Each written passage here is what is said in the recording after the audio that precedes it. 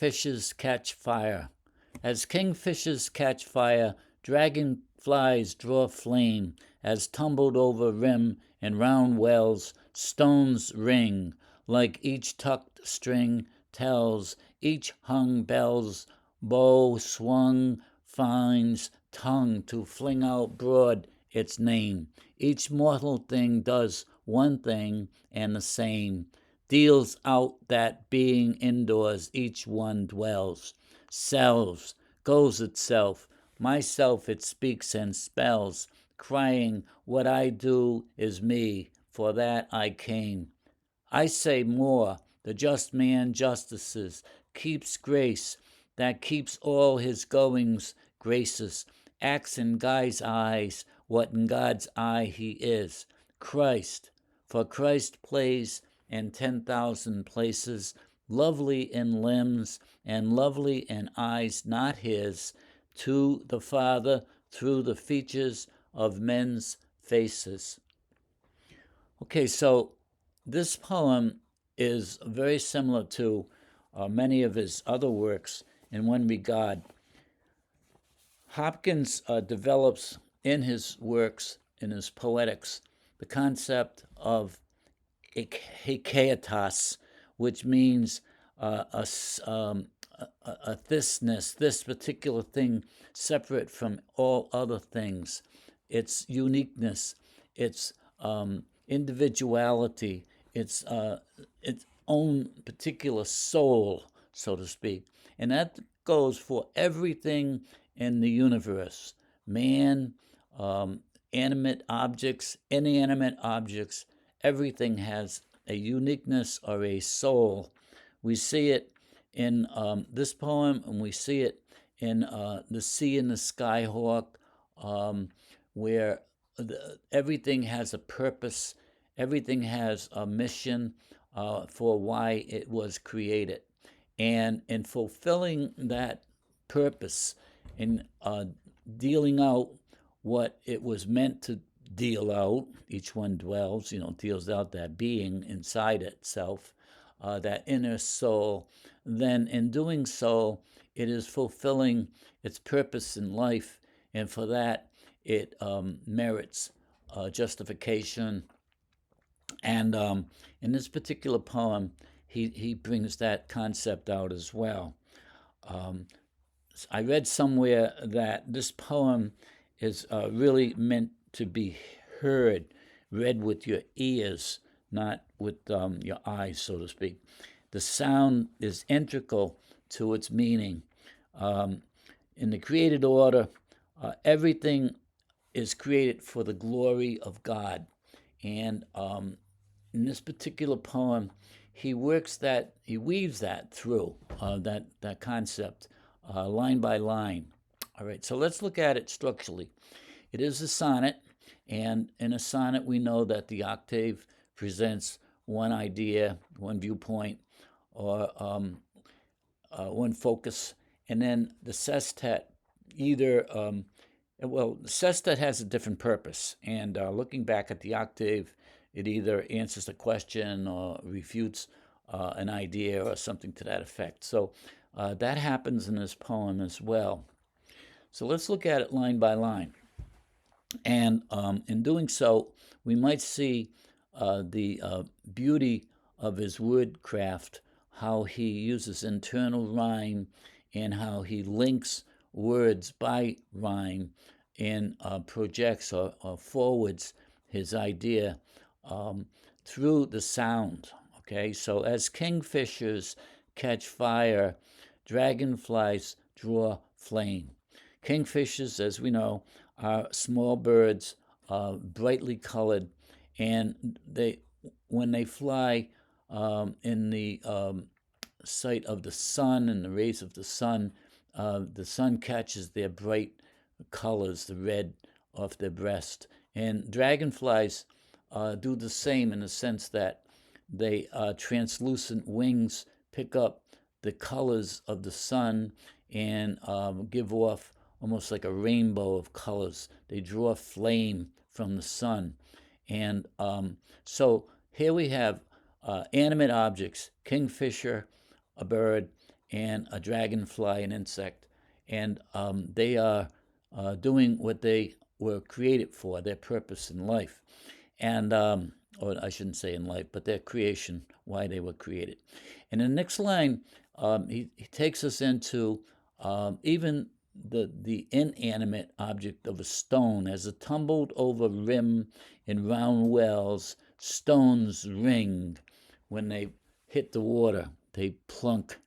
And I love the wording, as tumbled over rim in round wells.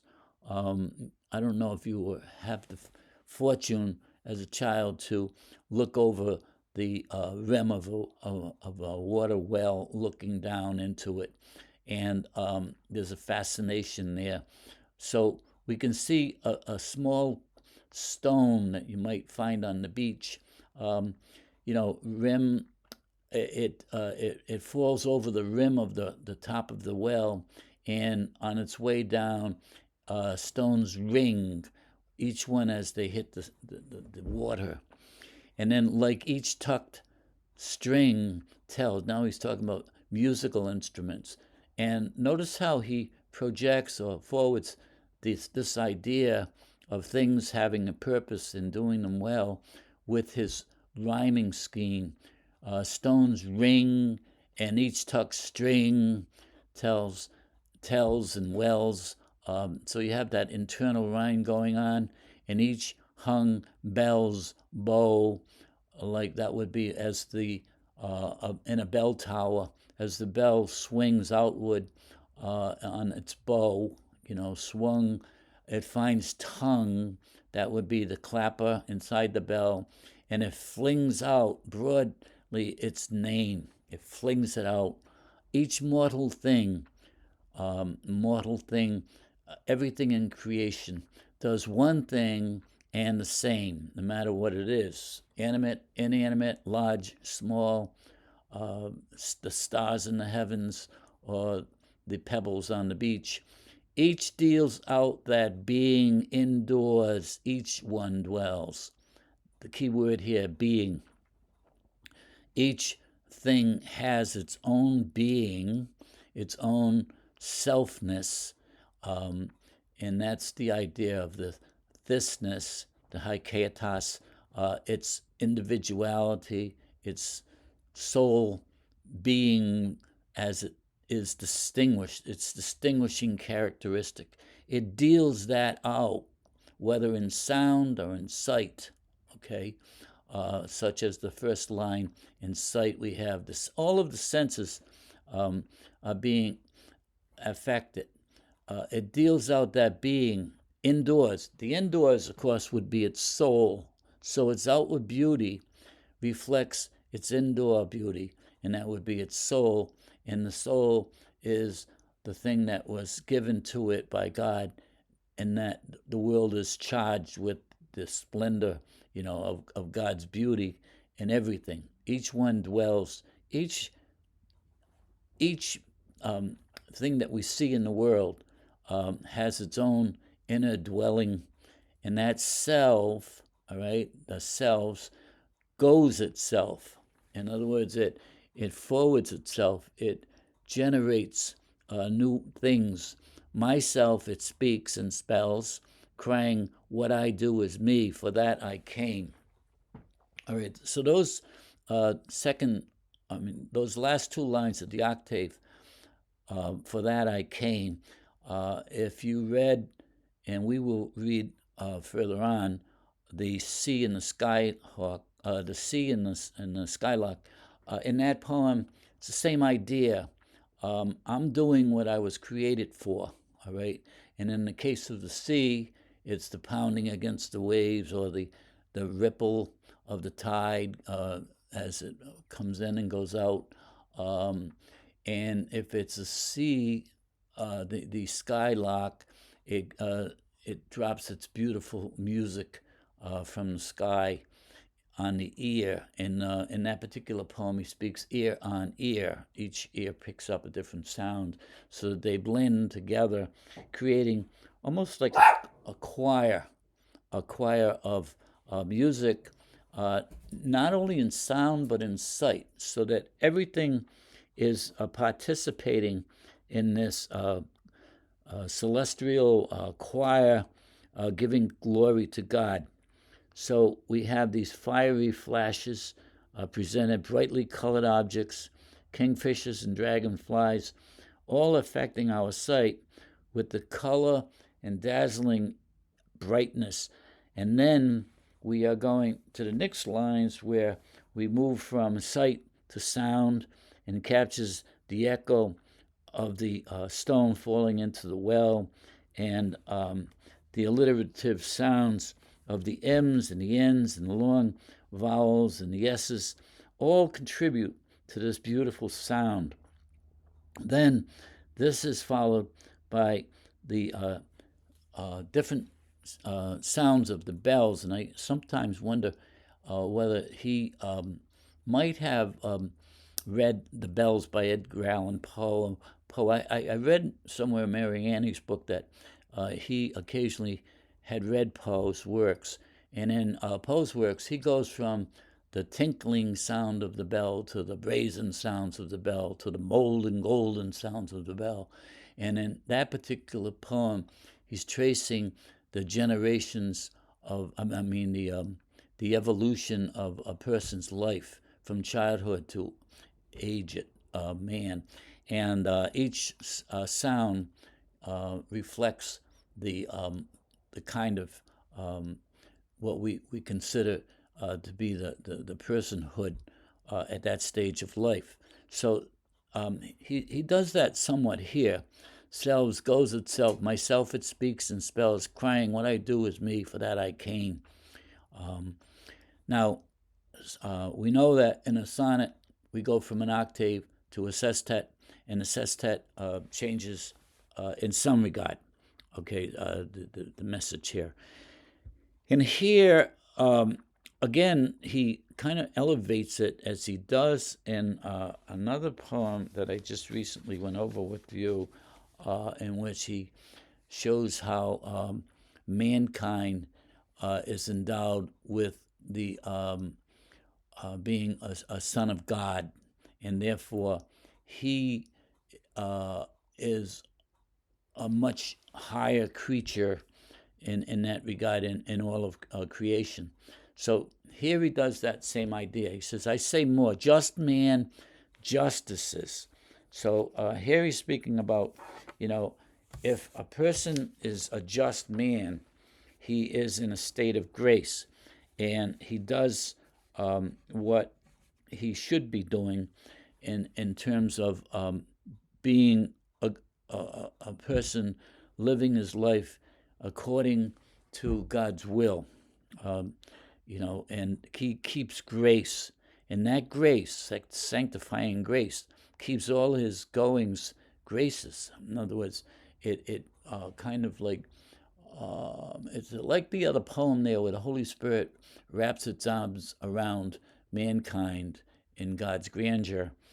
So the grace does something similar here, in that it protects man in his journey through life, keeps him safe. In the poem to the soldier receiving his first communion, Hopkins worried about the soldier after he received his first communion and confirmation. He worried about him going off and meeting the challenges that life throws at one. So that concept comes up over and over again, even in spring and fall. The child is not sure why it's sad at the season of autumn, and yet he says time will come when the heart will grow colder, to these things. So he sees that in a progression of life, and so if one is protected by grace of God, he acts in God's eye what God intended him to be, what in God's eye he is, and that means another Christ. Okay, basically that's what he's saying here, that man is, like everything in life having its purpose. Man has his purpose, and what is that purpose? Being another Christ in the world. Looking out for others, and for Christ plays in 10,000 places, in all of mankind, lovely in limbs, lovely in eyes, not his own, to the Father through the features of men's faces. So Christ can be found in the faces of men, not Christ's eyes, but through the eyes of man, in being like a Christ bearer, carrying Christ in the world. So we have this idea of the individuality and the purpose of everything in life. 7 and 8, they speak of the haiketas, in that everything has a selfhood. It's a concept of a determinate quality, which allows each person, each individual thing, to contribute its own note to this. You might look at it as a hierarchy of all creation, each representing an aspect of the Creator, the unfailing flow of His grace. So Mariani mentions Scotus, the philosopher, in these words. He says, just as the lion mirrors his strength, the sea his greatness, so too God imparts his divine attribute to a stone. So everything in life has a purpose, just as we see in the sea, in the skylark, and fulfilling its distinctive nature, any object can give its glory back to God. In the action of their very selving and proclaiming their nature, all things great and small speak of God's gift of creating them in their distinctiveness. So that's from Mariani. So that's what this poem is about. I'll read a little more that I have, that I wrote about below, and you can follow this. One could say that Hopkins saw the world as a poem of beauty, for as a keen observer of nature and the world, his words have the power of an incantation, mixing religious awe with sensory description. I read also somewhere that his poetry is defined as sacramental, and we see that especially in the poem The Wine Press, and the I can't remember the title, but having to do with he takes you through the whole passion and death and resurrection of Christ in that one poem. So it is sacramental, his works are. The Kingfisher poem is a good example of how he makes an observation and he processes it into a message. Using the structure of the sonnet, a favorite for Hopkins, he delivers a beautiful homily on the active presence of the Trinity in the creative world. Through his self-described term, inscape, he celebrates the concept of uniqueness or thisness or oneness, or individuality, in both sight and sound as depicted in such diverse subjects as insects and objects like stones, violin strings, and a church bell. The animate objects include a brightly colored bird, a kingfisher, and a sun-reflecting dragonfly, which lets sunlight radiate multicolors through its translucent wings. These diverse objects, as represented in their unique sights and sounds, seem to proclaim loudly, "This is what I do. This is what I was created for." Over and over we hear the words, "Myself it speaks and spells. What I do is me. For that I came." Hopkins saw this uniqueness as a holiness shining out through all of creation. The entire octave is dedicated to the concept of uniqueness or selfhood, favorite subject of this poet, as seen in the sea and the skyhawk. All creatures in existence desire to express their inner selves, which imparts their uniqueness. Whether a creature be animate or inanimate, it has and manifests a purpose for its being. It deals out that being indoors each one dwells. So the sonnet structure, so often the vehicle of Hopkins' message here again adapts well to convey his theme. In the octave, Hopkins develops a short treatise on the uniqueness and purpose of all beings in creation, the sound of the pebble as it rolls over the edge of a well, plunks into the water, the pluck of a string musical instrument, the sound of a hammer striking a church bell, all examples of uniqueness in their creative existence. And the small red and blue bird known as the kingfisher, flaming in the glow of the sun, deals out its indoors where it dwells.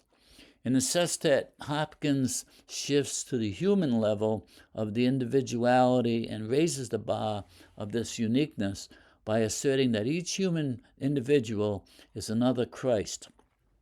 Lines 11 and 12 declare, "In God's eye he is Christ, for Christ plays in 10,000 places. Every human is not only his unique self, but is also a Christ, an essential part of that self. Our actions are like those of an actor on the stage in the role of a character playing to the audience, only here the stage is our temporal existence and the audience is God the Father. Christ plays in 10,000 places, to the Father through the features of men's faces." Hopkins' concept of inscape suggesting a selfhood or an essential quality of a thing, essence meaning that which makes a thing what it is. Here in the sestet, he is declaring that as sons of God, we are other Christs. With the help of these continued graces through the sacraments, we act justly. The just man justices, and that keeps all our goings graces.